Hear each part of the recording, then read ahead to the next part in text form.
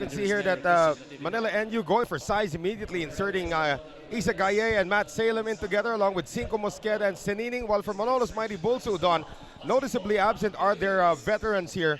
Veterans, of course, being Irvin Soto. We see no Jervy Del Rosario here on the lineup, as well as Mark Pangilinan. So they're going to have to go with this very small lineup here to begin this game. Well, small ball is going to be very crucial for this team because they definitely don't have the size today to battle guys like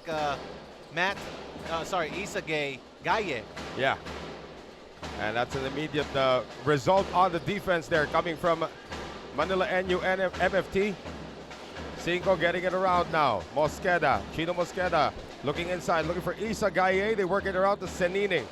Matt Salem inside. Gaye on the fall away.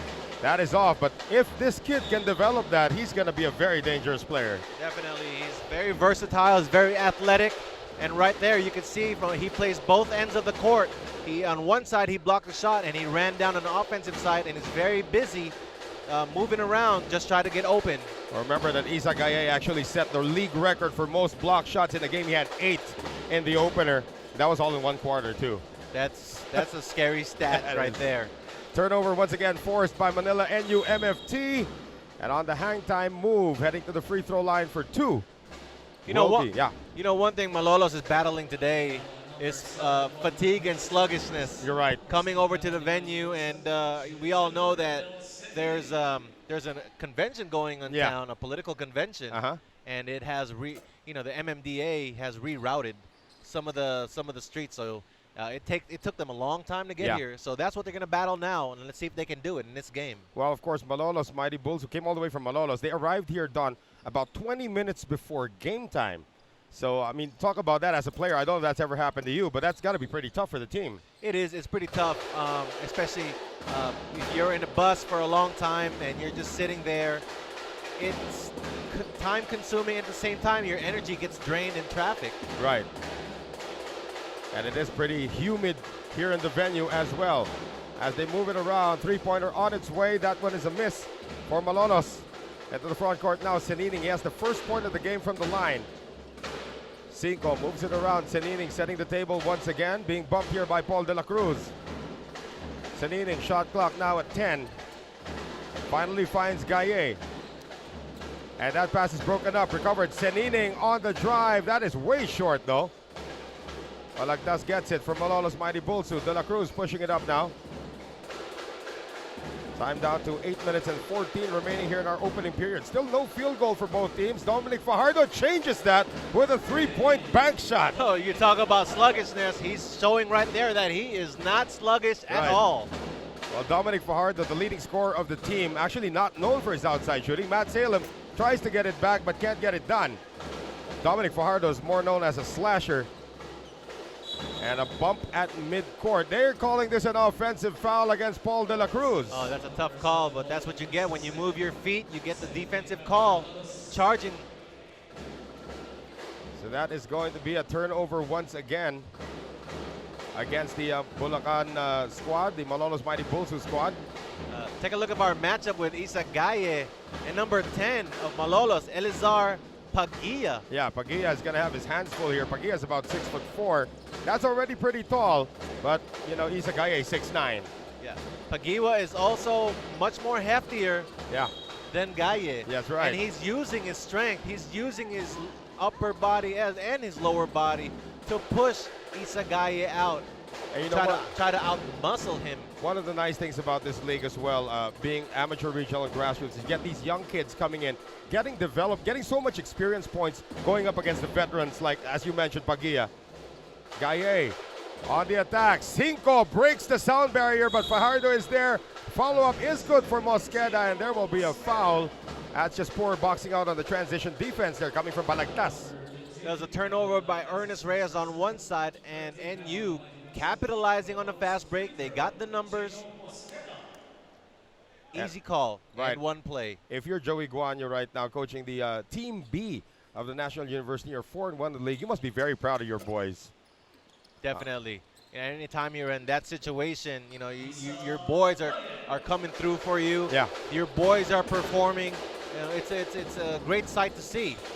Balagtas pulls up as Gaye scores on the other end. 2-point lead now for NU MFT Bulldogs. Here is Salem. A little too high for that one. Gaye keeps it alive. Talk about long arms, but just ran out of space by a half an inch. Malolos right now, they look like they're in disarray, even though they scored that three-pointer. They're not running their plays right now, and coach told the players, run the play. Let's execute on offense. Yeah, it's kind of hard to execute when you can't hear each other after all the drumming by the NU cheering squad. Here's Reyes on the drive. Can't get it to go. The foul will go against Chino Mosqueda. Reyes with the veteran move. Yeah. Shifty veteran move, going straight to the basket. And you know how veteran Ernest Reyes is? He played in the PBL. So did you. That's a long time ago, huh? That's a long time ago. Reyes gets it done from the free throw line, making the first. The second can tie this one up. Again, Malolos Mighty Bulsu at 2 and 3 in the team standings, tied with the Quezon City UP Fighting Maroons. Although this is the start of the second round, anything can still happen heading into the playoffs, Don. Definitely.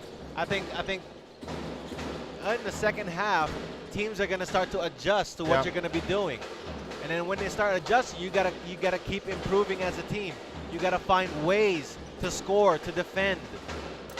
Senining found a way to get himself open. Isa Gaye just hustling to get the offensive rebound. Senining bothered that time by Fajardo, and Fajardo comes away with it.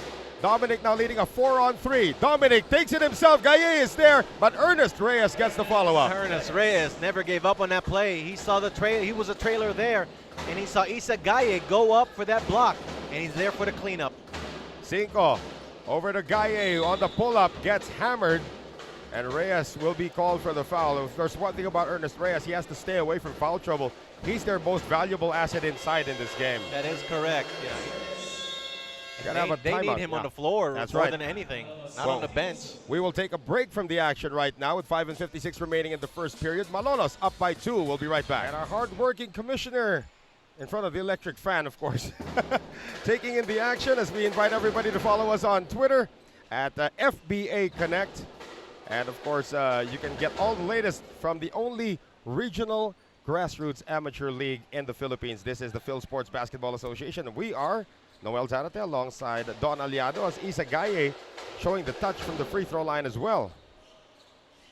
No, Isa Gaye previously got fouled on that play. Yeah. And, you know, my thing is, with jump shooters, don't foul a jump shooter. Yeah. That's cardinal sin in basketball. That's true. You know, you're gonna foul a jump shooter. You're gonna turn a guy who's who would be a 50-50 to go to the line. And if you don't foul him, it's just gonna be on himself. Right.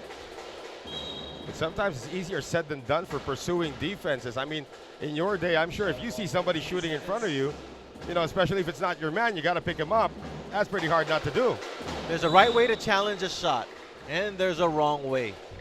And in this case, somebody got called for a foul. Yeah, De La Cruz just using his speed, getting to the hoop that time. So Paul Vincent De La Cruz, and Vincent I just calls this guy. The guy's had a little too many energy drinks coming into the game all the time, but he's just 100 miles an hour when he's on the floor. Well, I like what De La Cruz did there. He eluded 2 guys, and one of the guys there was Isa Gaye, the shot blocker. And he used his speed, he used his quickness to get around him and go towards the basket. And Gaye secures the rebound off the split. It is 8-6 now for Malolos Mighty Bulsu. Manila NU MFT Bulldogs right now with Gallego seeing his first action of the game. Here's Gaye. Gaye working it around on the cross-court pass. Penetration on the run. That doesn't work once again for NU. That was Michael Pate is in the game for the first time. Unproductive once again for Bulacan. Gallego slowing it down. Matt Salem still scoreless in this game. Matt Salem known as their double-double machine. Cinco on the drive. Can't get it to go. There's a lot of contact there, but referees are letting him play. Yeah, we are following FIBA rules with our SBP officials. There's Fajardo. Going outside. Pagia open for 3. And he can't get it to go. If I'm not mistaken, Pagia used to play for the National University in his college days. Now Pagia is definitely a veteran. Yeah, that's true. Jumper. Still a miss there from Gallego. How about Gaye with another offensive rebound before the shot, according to our referees. Be a side court inbound. You know, again, Isa Gaye, aggressive towards the basket, aggressive getting those offensive rebounds. And for him, this is very important. This is the developmental stage for him. Right. He needs to develop his skills and have confidence in developing his skills. And this is the perfect venue to do so here in the FBA. I spoke to Nick Velasco, of course, the first time Pateros locked horns here with Manila NU MFT Bulldogs, and Nick Velasco said, you know, this kid's going to be special. You know why? Because I gave him a lot of gifts in that game. Well, any gift that you can get from Nick Velasco, you better welcome that. I'm sure when you were neophyte in the PBA yourself, Don, I'm pretty sure Nick Velasco gave you a few presents of his own to you. Oh, those presents were memorable, definitely. Here's the pick and roll. And they move it around now to Pagia once again. Pagia looking for Balagtas inside. Balagtas did not continue with his cut. That's another turnover for Malolos. You know, one thing with Malolos, they won't give up. They'll be all over the place, and even though they seemed sluggish at the start, now they're starting to pick up their rhythm. They're starting to pick up their pace. And for them, I think what's important is you have to go at a shot blocker. Right. You can't just settle for outside jump shots. You need to get some penetration going in. You need to challenge Isagaye and make him block your shot.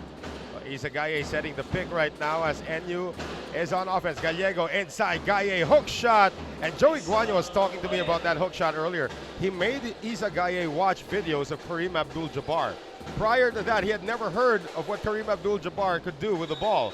But when Isagaye saw those videos of Kareem Abdul-Jabbar, he was impressed. Now he's trying to copy him. Those are just basic basketball right there. Right. You know, oldies but goodies. Very effective. The sky hook. There's different variations of that. Right. Not everybody has the ability to do the sky hook. That's a good drop pass there coming from Gallego. And we have Goss scoring his first field goal of the game. So Manila NU MFT Bulldogs up now by 4, 12-8. As we approach 3 minutes remaining here in our first period.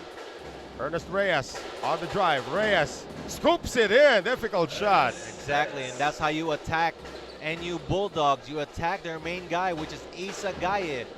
Make him block your shot. Get some penetrations in. Got Pate.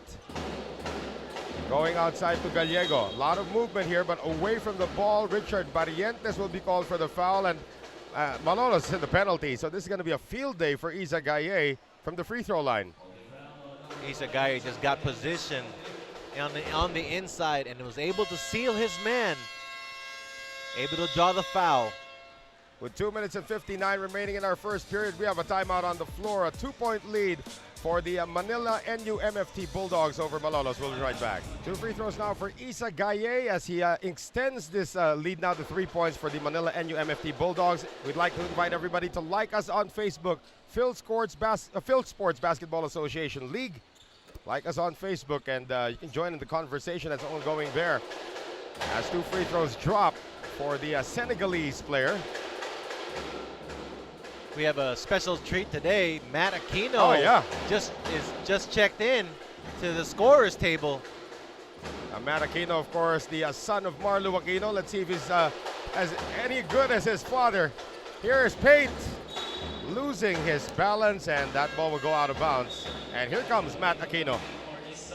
Oh, what a treat to have Isagaye and Matt Aquino. Well, Isagaye is actually going to take a breather right now, but Matt Aquino, you know, I've been told the stories. He's more of a frontal player, face-up player, as opposed to his dad who likes to post up a little bit more. But, you know, that's going to be like a Randy Del Campo in the making right there.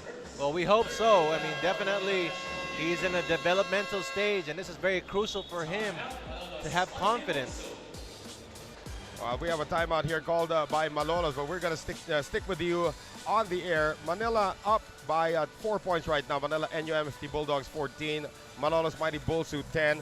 You know, Don, you and I were having a conversation before we came into the broadcast that, you know, some of the kids nowadays have to remember the history of why some of these players are so iconic. Like we talk about Marlo Aquino, of course, a lot of kids nowadays don't even remember Marlo Aquino, the father of Matt Aquino. They will look at Matt Aquino right now, but, you know, going up against Marlo Aquino, he was 6'9", and you guarded him countless times before. What what was special about Matt's dad, and what do you think can rub off on this 6'9" kid? Well, definitely, Marlo Aquino played for a very popular team. You know, he also played. He played for Ginebra, and that time, I mean, that team was just spectacular. Marlo Aquino, he has inside presence, and he's 6'9". Right. And he's big, and he's long, he's lengthy. Plus, he's a smart player. Right. He's not the type of player to force things, to make, to force shots to happen.